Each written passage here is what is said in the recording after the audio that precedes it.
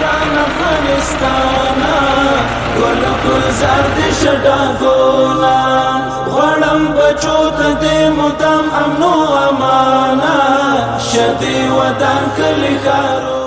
د کندهار ښاروال په خاص هدایت سره د ښار پاکولو په موخه عمومي اشر راپیل سو.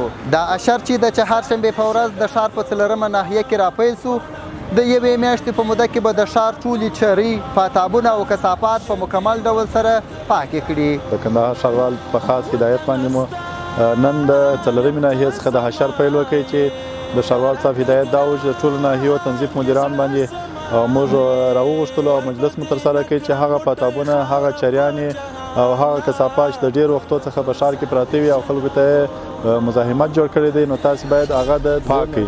نو موږ نن راغلي 4مې ناحیې ته 100 نفره د ښاروالۍ کارمندانه برابر کړي، راټول کړي مو دي. د یوې ناحیې څخه موږ د حشر پیلوو، یوه ناحیه خلاصو، بیا بلې ناحیې ته ځو چې د کندهار ښار 15 ناحیې به ټوله په بر کې ونیسي.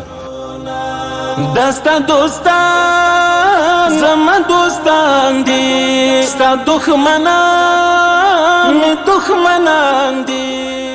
موږ ولیدل چې د ښاروالي په کار مصرفه ده، د ښاروالي د چرۍ او د صفایي کوي د راتلونکي بارانونو دپاره چې د وخت چې بارانونه وشي نو د اوبه په خپل دغه چرۍ کې رواني سړکانو شاوخوا به چټلي نه. دغه ډېر ښه کار کوي. ښاروال صاحب هم راغلی و، دلې دغه کارګرو باندې ګرځي، د نظارت یې پر کوي. نو دغه څخه موږ ډېر خوشحال دی دغه کار څخه چې دی د خلکو لپاره خدمت کوي.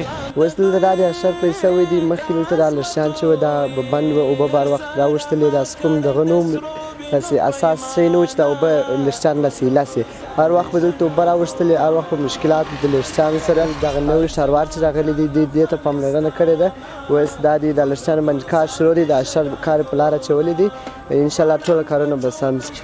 استاد 4مه ناحیه د مجدلې ټوله د اشر په توګه سره راغلي چې اشر کار وکړو، دا چرۍ پاکې کړو.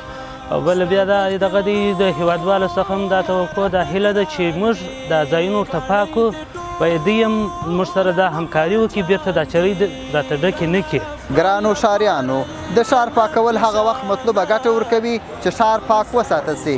نو ستاسو ټولو ښاریانو څخه مو غوښتنه دا ده چې خپل د کورونو او دوکانونو کثافات په ټاکل سوو ځایونو کې واچوئ. غواړم بچو ته دې مدام امن و امانه شدې وطن کلي ښارونه تل به دې ساتم له دښمنه